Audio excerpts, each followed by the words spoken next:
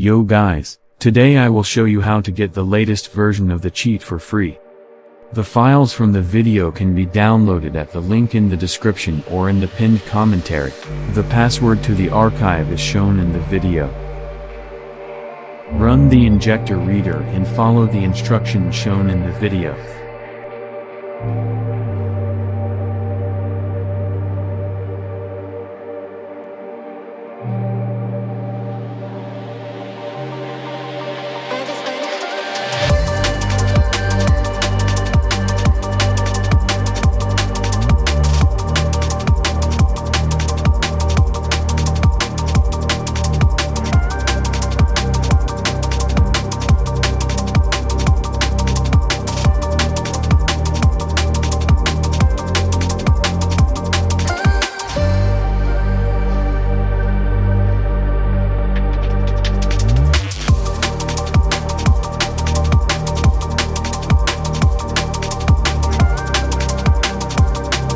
While the successful injection is going on, open the game.